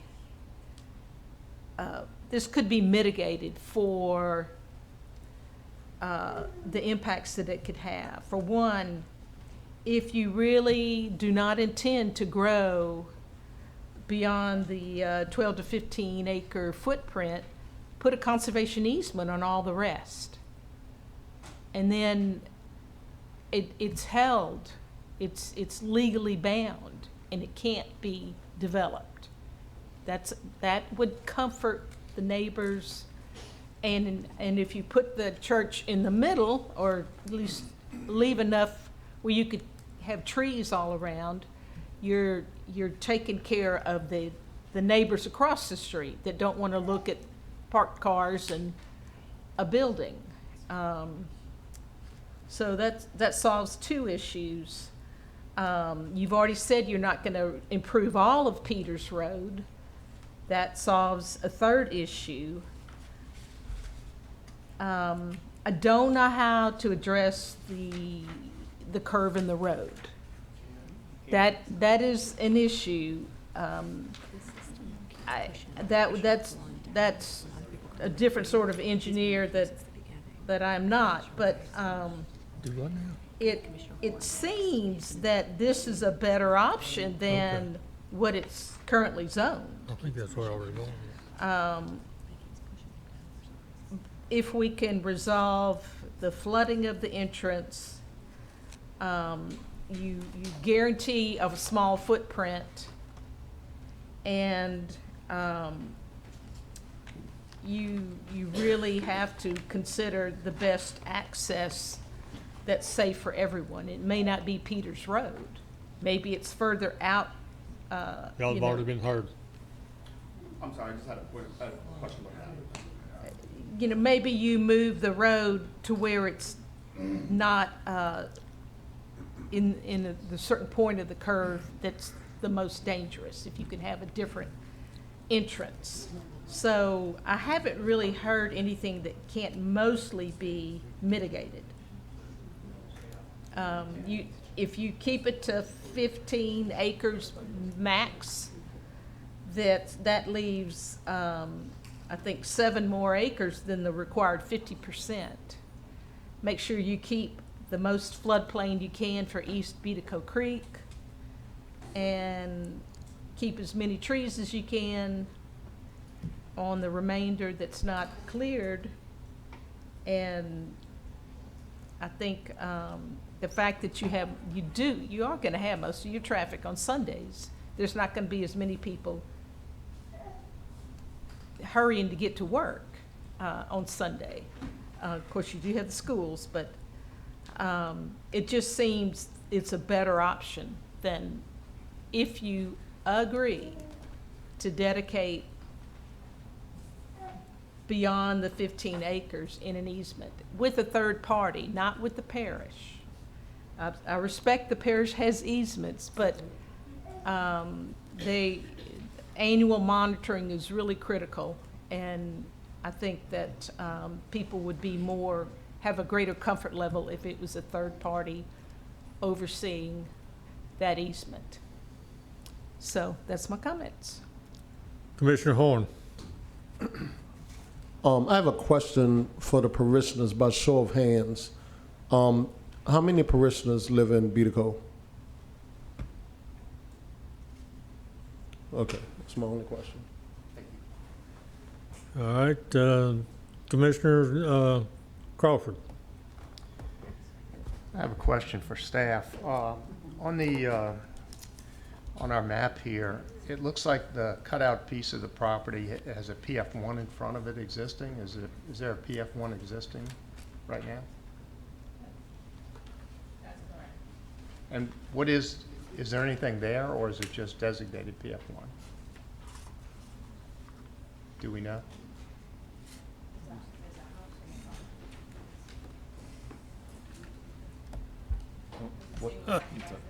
Do it again.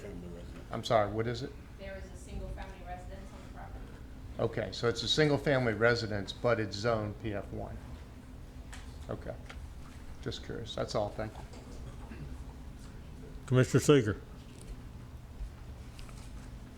The requested zoning change, according to the packet I have, is from A2 suburban to CBF1. And CBF1 has a size limit of 30,000 square feet, which is not very large, by the way, for a commercial development. I wanted to point that out. And I also wanted to point out that on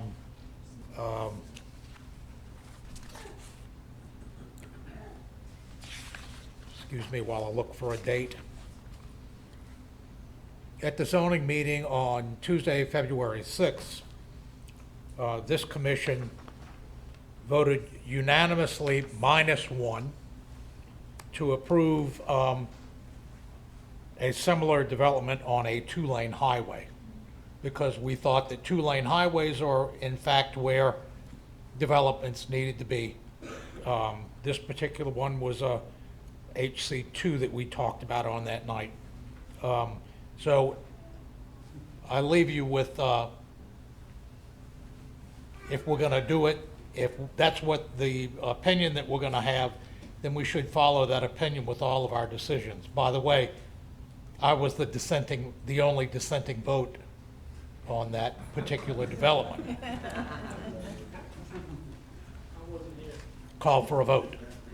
We got one more, Robert Troncoso. Boy, you just kind of blew me back here with that comment. That was taking it from residential to commercial in a zoning matter. This is not the same thing. It's a little different. My concern is, and I'm very sensitive to this issue by virtue of the fact of things in the front door of subdivision. We had a similar case, not similar in regards to a church, but we had a very nice institution here that wanted to develop and had the right to develop in front of an area that's kind of a mixed development of commercial and et cetera, and we agreed that that was in the best interest. I believe that the least impact we would have would be the development of the church. My problem is I don't have any information on this. If I lived in Beatico Creek, I'd want to see what this thing looks like. Where the buildings would be, where that setback, and how that visually has an effect that you can see where things are going to be placed, versus just changing the zoning and then not knowing exactly how things are going to be laid out. And these folks here, again, I think have a legitimate issue relative to the unknown, relative to the size. And it's a legitimate argument to say that, okay, it's 500 today, it could be 1,000 tomorrow. We may be looking at a second Our Lady of the Lake. Madisonville in this area is a high growth area. And obviously that's part of the reason why they want to put the church there. That's logical and it's understandable. But it's going to grow and it's going to continue to grow. And I would just like to see, instead of just to Mr. McGinnis's issue of guarantees, I would like to see a development, a plan of some kind preliminarily to say, okay, this is where we are, and this is what we do, and work from there with everyone of interest to come up with something that works. I don't think anybody sitting here is against building a church. I know I'm not. And the issue is the assurances that need to take place, and part of that assurance is seeing something on paper versus just getting a zoning change today. Because, I mean, we're talking about a specific development plan in mind, but we don't know what it looks like. And no one can see what it looks like, and you don't know. The setback and how that relates to Beatico Creek, visually, if that makes sense, to have that on paper, to see what it looks like. So there's my concerns. I'm on the fence. I don't know. I'm not against the concept because the A2 zoning, I'm with you. It would have a greater impact on traffic, I believe, than the use that's being proposed here based off of that. But I'm on the fence regarding it because there's the unknowns that are creating it. Today we're zoning it to this, and this is what it may be. But what it is in 5-10 years from now could be totally different. So I'm on the fence. I don't know what to say at this point in time. But that's my thoughts. Legal? And I know that you all are ready to vote, and there's no one else in the queue, but I just want to remind the commissioners, after Mr. Troncoso's statements, that you all, in making zoning decisions, as much as we would like to have as much information as possible, should consider any zoning use that could be applied to this property or would be permitted on this property. So golf courses, recreational facilities, churches, temple, synagogues, religious educational facilities, clubs and lounges, fraternal and religious institutions. Should not consider a particular use on that piece of property or a particular site plan. It's whatever use is permitted as CBF1 at this stage, sitting as the zoning commission. And I know we just came off the planning commission meeting, so we were wearing different hats. So I just wanted to remind all the commissioners as you go into this vote. But what about the footprint? They did say it, though. They did propose it, though. I mean, that's what they're presenting, and that's what's being sold here, okay? But you all have to consider a bigger picture. You're absolutely right. Emily. Wait, hold on, wait until the chair recognizes. Sorry. Newland? What about the footprint of the plan, of the proposed? Well, the site and of the structure zoning? provisions would apply for whatever use is going on that site. So the 30,000 square feet that Commissioner Seeger mentioned would apply to any permitted use per building, right, on that site, yes. So at this point. So what it'd you be all should be looking at is the use of the less than lands. 50%. And of that would the zo- apply for whatever use. For whatever use. Yes, Okay. correct. Finished? All right, we've got a motion and a second to approve. Please vote.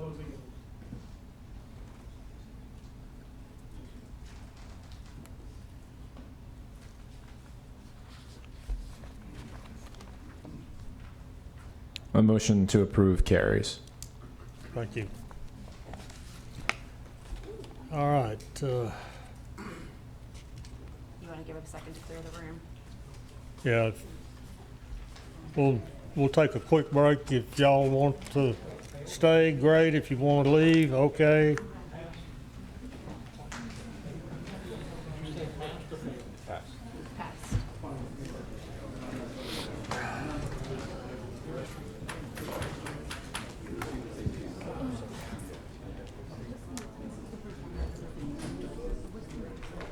Well, they've got their approval now to build something there. still have to submit a road plan and a building permit. But the building permit, that's just pretty much cut and dry.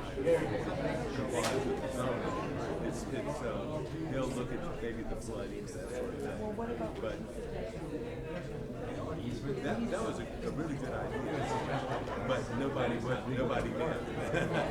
nobody did on it. So.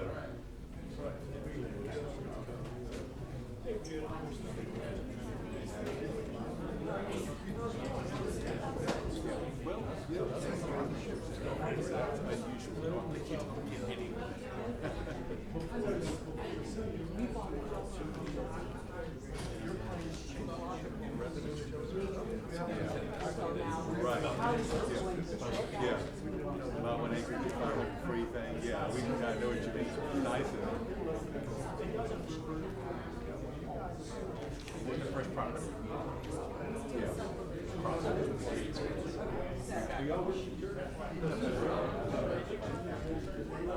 Yeah, I heard something.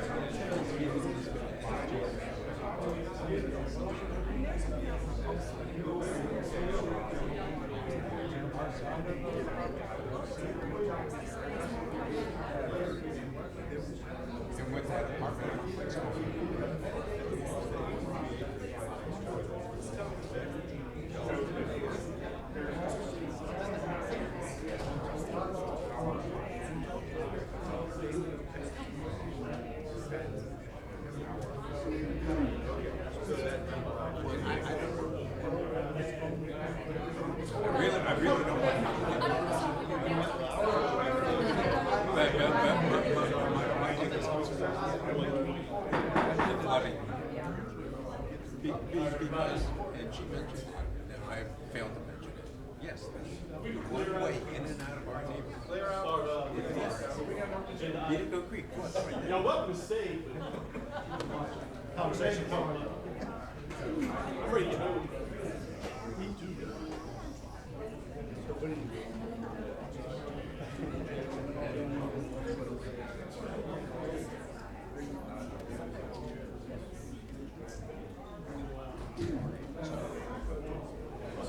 Recommendation to you.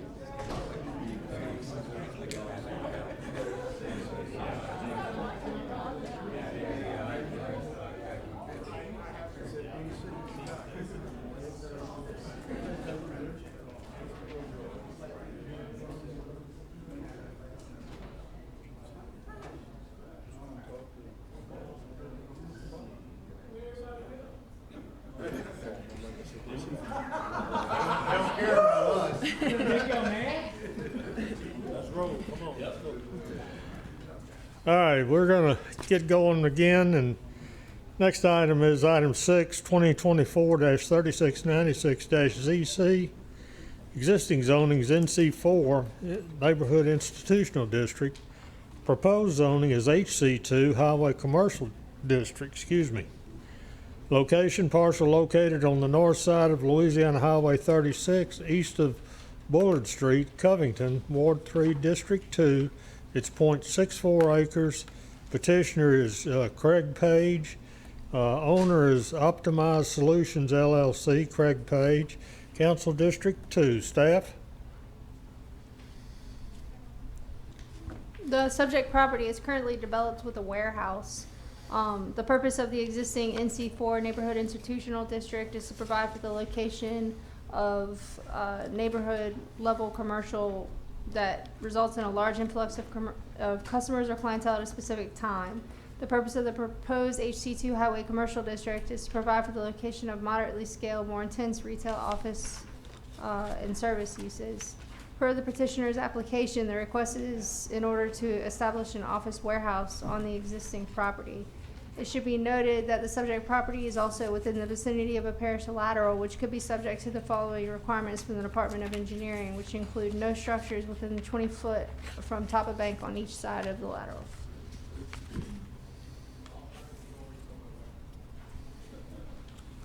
Okay. Is that all, Aaron?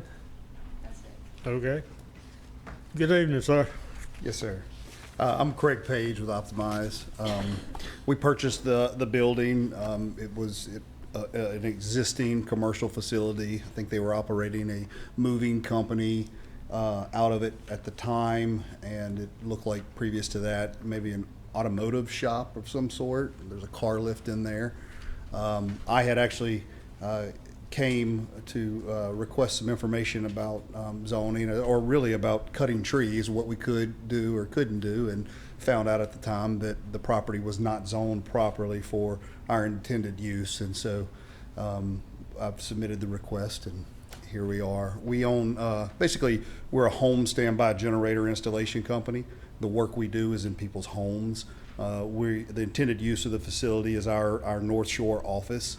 Our guys usually arrive there about 7 o'clock in the morning, would need to park their personal vehicles, load up their equipment for the installation, and then leave the facility for the majority of the day. A little bit of parts and stuff will be delivered, but pretty low key, low traffic usage for the most part. We're not a retail store, however. We do from time to time have customers that will come by and get a part kit or pick up something for people that want to maintain their own generators. Okay. Well, let's see if any of these other folks here in the thing, would you like to speak in favor? Against? All right. I'm going to close the floor to the those still around and bring it back to the commission. And let's see, this was Commissioner Narcisse. I think it's reasonable. I motion to approve. Motion to approve by Commissioner Narcisse. Commissioner Truxillo. I agree, and I second. Second by Commissioner Truxillo. Commissioner Crawford.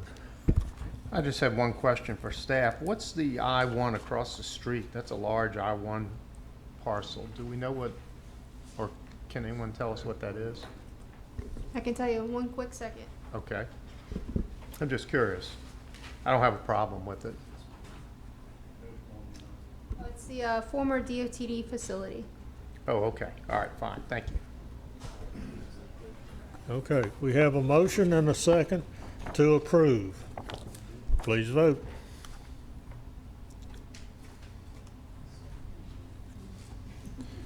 Motion to approve carries.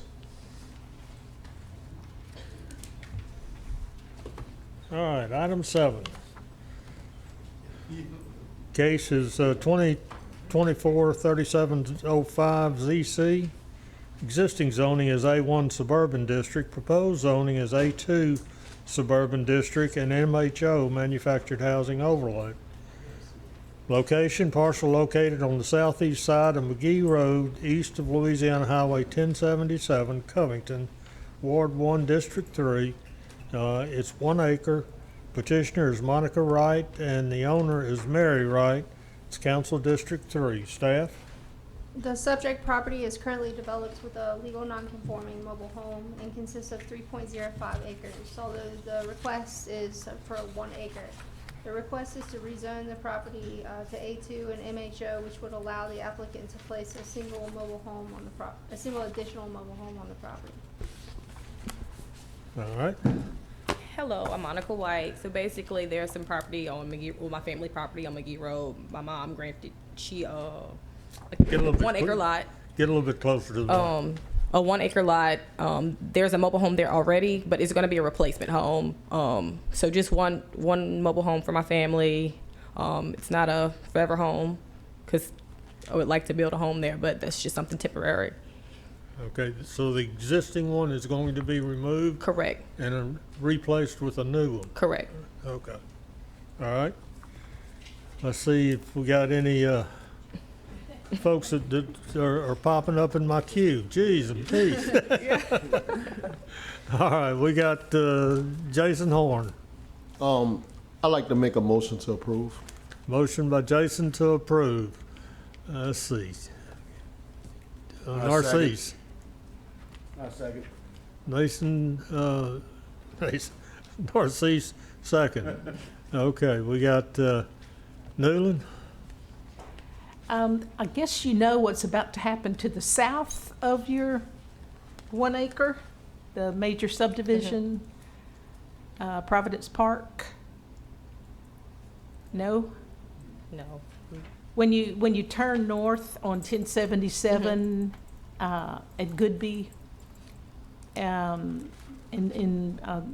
I don't know, a mile or so, is you see new gravel road that they're building. Okay, so I really haven't been, because I currently live somewhere else Oh, right now, okay. so I'm really not aware. But Well, you have family down McGee? yes. I'm sure they're very aware, so ask them. Okay. Because you're about to have a lot of neighbors. Well, so when you turn on McGee Road, I know there's like a subdivision of houses, but like we're like far in the back, like way in the back. Yeah, I can see on the map. Yes, ma'am. I just wanted to make sure you knew, and also, Okay. Okay. also that it's, put that mobile home is up High, there. 'cause it's a flood zone. It does flood back there. Yes, ma'am. And find a neighbor who lives on a hill, so when you gotta move your cars, you're ready. Anyway, it's beautiful back there, Yes, so, that was my comments. You gonna make a motion? Did we already have a motion? They're all, they beat me to it. Okay, we get a motion and a second? Yes. Oh, that's right, okay. Troncoso, you got something? Yes, sir. I hate to belabor this. I guess my question is this. This is setting a precedent to do a overlay on this road. There's no overlay on this road. But it's legal non-conforming, so I mean, There's no overlay on this road. Oh. And, No, sir. okay. No, sir, I'm correct, or no, sir, I'm wrong? No, sir, there is no No. overlay on this road. Oh, But if thank we you. pass it, it'll be I a, thought I was correct. yeah. I guess the question I have is the condition and looking at this property. If you go up McGee Road and you look at it, you've got nice homes that are being built along there, and then you get to the curve in the road, and the property, subject property, has a mobile home on it. And certainly I appreciate the fact that you want to remove that mobile home because it's in dire straits. Right. It's not good. You've got abandoned cars, you've got it's Yeah, well, we would probably remove all of that old property and whatever. We're gonna remove all of that. Yeah, it's just, I see the growth continuing on that road with stick-built homes more so In the than- back of the property, like she said, it's like 4 acres. That's our property.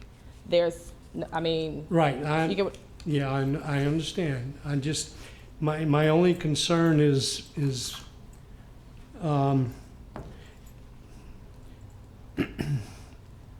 I just see this as the growth stopper is what I see it as. And it's like the continuation and the lack of MHOs in that area. We're setting a new precedent in an area that's growing. And I just want you all to be aware of that. That's all. Okay. All right, Commissioner McInnes. I know the area well. I live in Goodby area. But there are, I can't recall how many, but there's 3 or 4 or more mobile homes and older homes in that area, and it's not out of place for what's going on at the end of the road. So I do understand. And I stand corrected, they're manufactured houses. But I get your point. But then what do you do when there's an area that's got several? It doesn't seem out of place. And to be honest, it ought to be homes that are built up, because it gets, you know, as much as we talked about how much McGee Road had repeat flood homes, the further down McGee, it's even worse. So, I know. Zero to minus population growth area, yeah, but we're not. This is a growing parish. This area shouldn't grow that much. And it should be on spears. But I guess if it's family land, I have a hard time saying no. But I get your point. Point well taken as well, yes. Okay, so we got a motion and a second to approve. Please vote.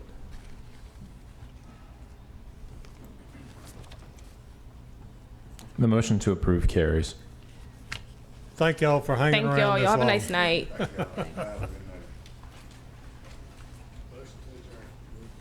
got one more. One more. Oh, this has got something to do with the government. I don't know if we want to fool with this one or not.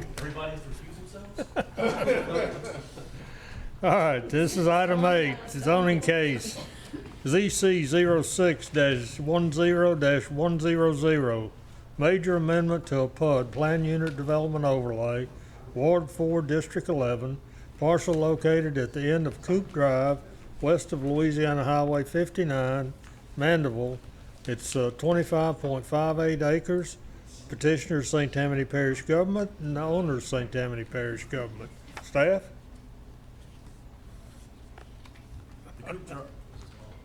Coop Drive Business Park Plan Unit Development was created in 2006. The property was subject of a 2011 major amendment request, which was approved by St. Tammany Parish Zoning Commission to add billboards, schools, and universities to the list of permitted uses within the PUD. The current request is a major amendment to allow for recreational facilities owned by public or private entities, including restaurants, clubhouses, grills, and retail, including sale of alcohol when accessory to recreational facilities. That's it at this time. I'll turn it back over to the commission. Recreational facilities. Right? Yeah. But, if you have a question, I'm waiting for the experiment.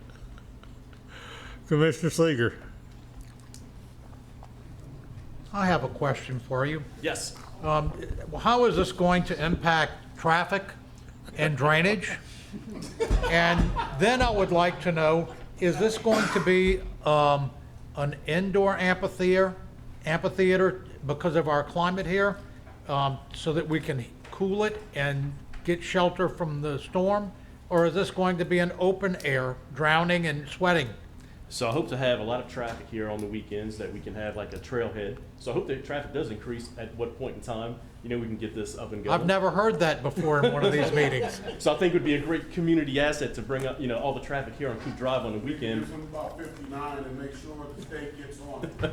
We have ample parking at all buildings on A, B, and C. Amphitheater, I had scratched that out the staff report, but it still made it in. We're looking at options. So right now we have the Children's Museum, which is there. You know, we host events here, let's say Holiday of Lights, things like that. We're obtaining grants for recreational uses, but then when we looked at our uses for the land for those grants, actually wasn't permitted. So we need to add these permitted recreational uses to the PUD to be able to go for grants. So that's one aspect of it. That's not enough information for me. I want to know exactly what's going to happen before, and with the traffic study and stuff before we vote on this. So we'll get to that at Planning Commission. Move to approve. Motion by Commissioner Seeger to approve. Commissioner Horn. In order to keep us from arguing with ourselves for the next 45 minutes, I second. All right. Commissioner Crawford. Yes, sir. So, you're just adding uses to the PUD Correct. of a portion of it for the 7.6 acres? That's so the rest of the PUD is owned by a separate entity. Oh, okay. So the balance of the 7 acres of the 25 then is owned by someone else. This is our portion of the PUD that we own. Okay. So you don't have any real firm plans at this point? No, but we're you're trying to adding develop uses. Okay. Yeah, based on some grants that we can obtain and build it up. I couldn't get that through all the banter that was going on. Yes. So, okay, thank you, I appreciate it. Commissioner Truxillo. Mr. Lyon, I knew this was coming. y'all build an amphitheater, you have guest singers up there? You know, so zoning commission members are not allowed to sing.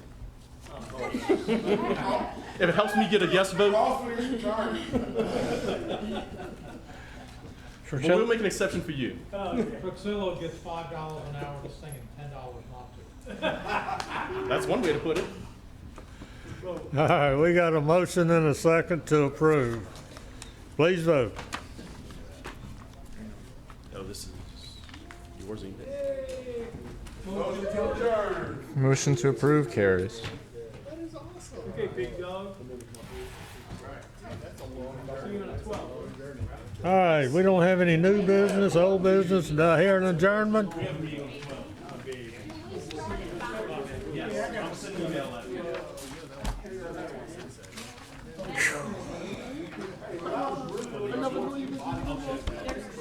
No, it said 5.